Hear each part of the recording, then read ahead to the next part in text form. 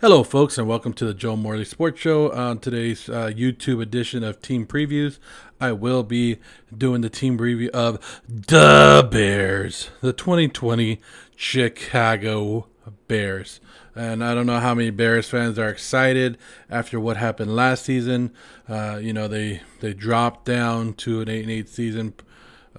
Very not expected if you were a Bears fan. So, of course, you guys know the head coach. His name is Matt Nagy. He has a head coaching record of 20-12. He went 12-4 his first year. Last year they went 8-8. He was coaching with the Eagles, then moved to Kansas City with Andy Reid. He became the offense coordinator when Doug Peterson left for the Eagles job.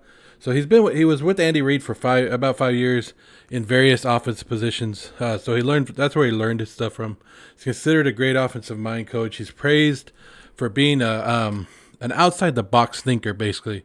So he doesn't run the conventional plays. Like if you ever watch the Bears games and you watch what Nagy does, there's a lot of different formations, a lot of weird plays, but they work. Most of the time they're supposed to work, and that's what he's known for. He's known for being that outside of the box thinker.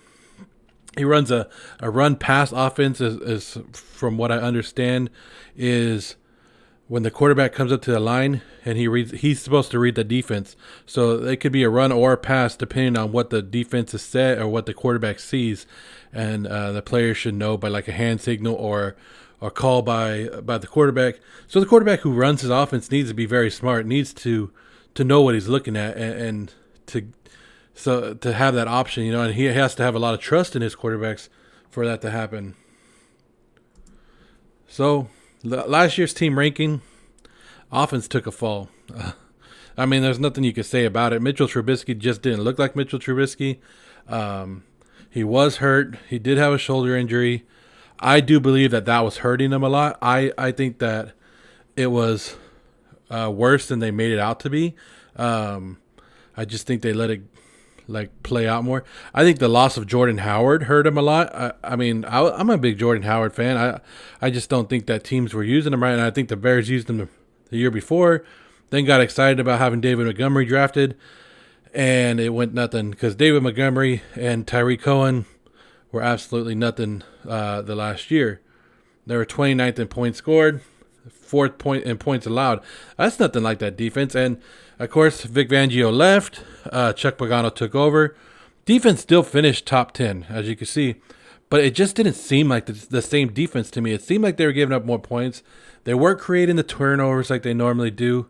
It could have been just learning the new system, getting used to the coaching, and it seemed like they did have injuries, and it seemed like some teams learned that all they had to do was take Khalil Mack out of the equation, and they could do whatever they want to that defense. They still didn't give up a lot of yards, and a lot of the scoring, a lot of the points that they gave up had to come from that offense not giving them good field position, to start off with. So they had to defend like short fields.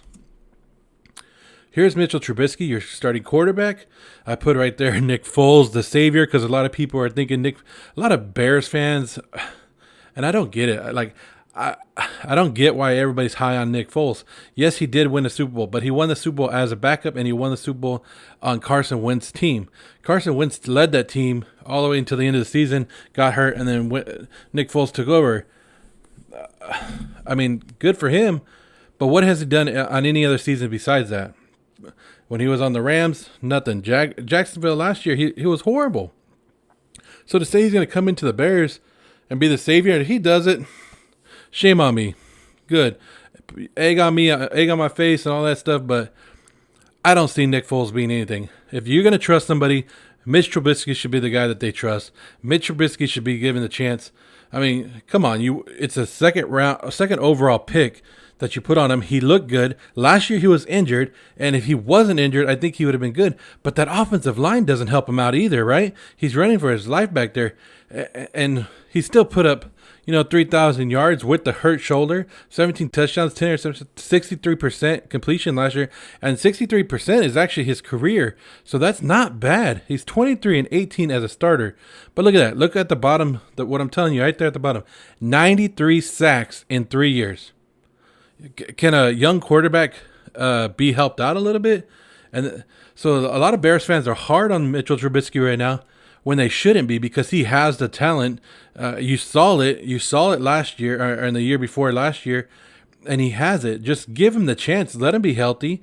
Give him 100% healthy, and give him some offensive line help and maybe a running back that you guys got rid of. Let him have some weapons, and I could see him succeeding. Now here's the superstars on the Chicago Bears. Of course, Khalil Mack, they got from the Oakland Raiders. They traded the first round picks for.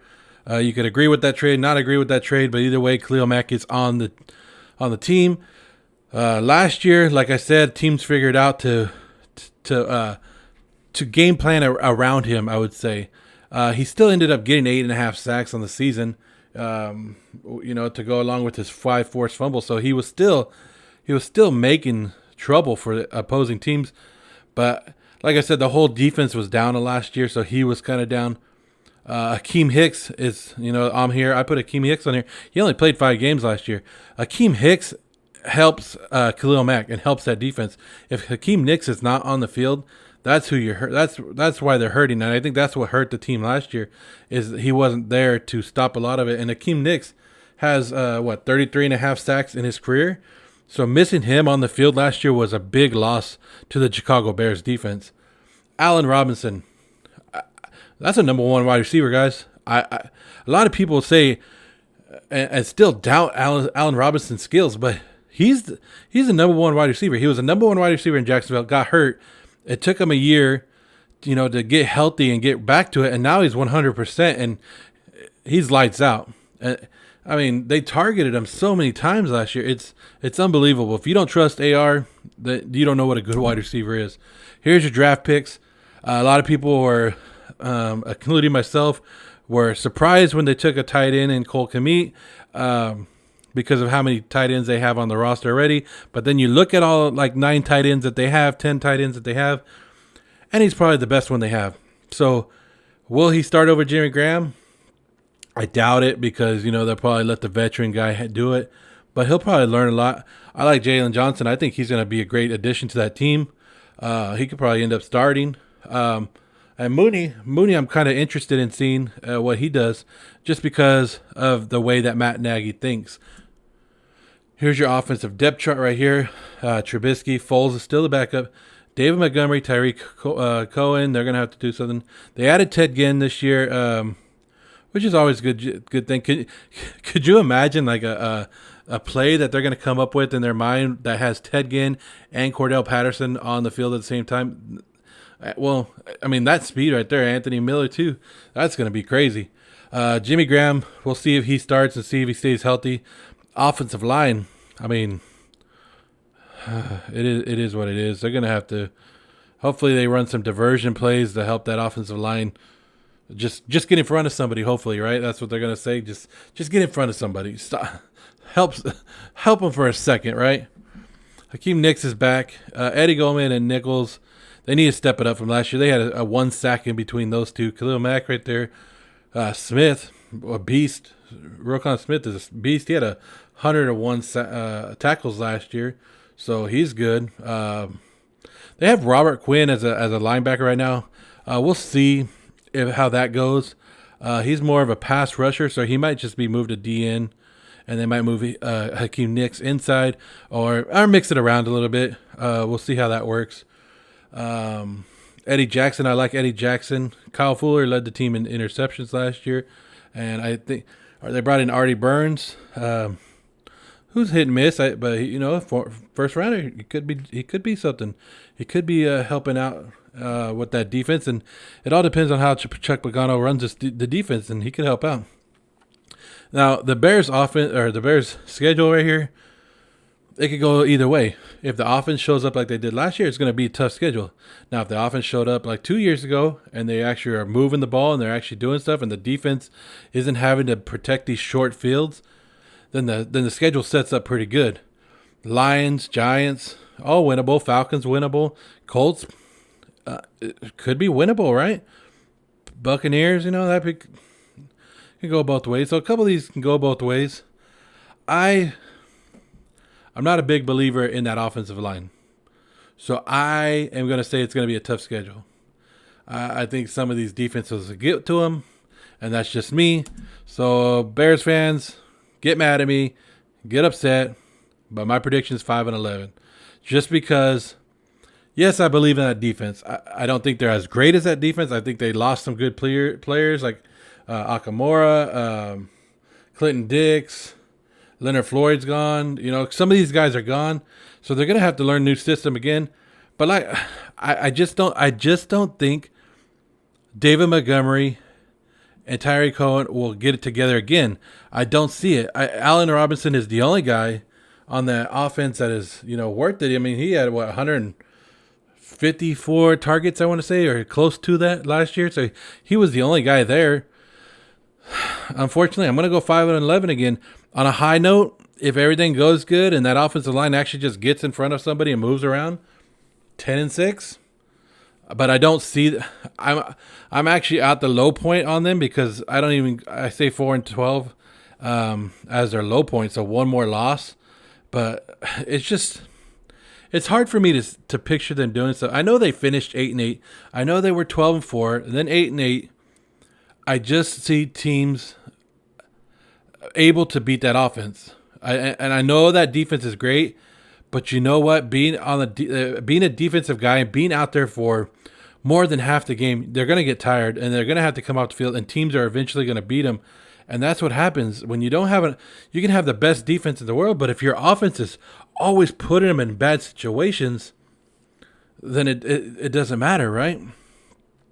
Here's their salary cap for the next couple of years, down to $8 million next year, $32 the year after that, $102 after that. Really, their only free agent at the end of this year that I could see that was worth anything would be Allen Robinson. So if he has another big year, then you have to decide if you want to keep him or let him go. Remember, it won't just be the 32 next year, because it will go a little bit up because of the salary cap and what they add to it. So we'll see what that is. But they should have a little bit of money to add a little bit of guys. And again, they could restructure, move some stuff around for the Bears. So I know I want to always go high on the Bears. I do. But the Packers are good. The Vikings are good. The Lions aren't a bad team. The Lions, they can compete. So the Bears are in a tough division. Their offensive line isn't good. It's going to hold them down. Their defense is good, but if their offense always puts them in bad situations, like I said, doesn't matter. So 5-11 is my prediction. We'll see what happens. Do I think that Nagy will keep his job if they do go 5-11? I think so, because you just want to see improvement. But I hope that Mitchell Trubisky gets back to be the guy that he is, and we get to see the sparks and the great plays that he was. I do believe in Mitchell Trubisky. I don't believe in Nick Foles. I don't think he's the answer in Chicago. I mean, you guys could try whatever you guys want in Chicago, but I don't think he's the answer. So thanks for watching. Check out JoeMorleySports.com. Leave me comments below what you guys think. Bring passion about your team. Let me know. If you're a Bears fan, let me know what I said wrong. Let me know something that maybe I missed and something that you're seeing in your team that I don't see. Let me know, and we'll have that great discussion. And that's what sports talk is, always great talk. So no matter what, disagreement or not, sports talk is always good. So I appreciate it. I'm Joe Morley, and I'm out.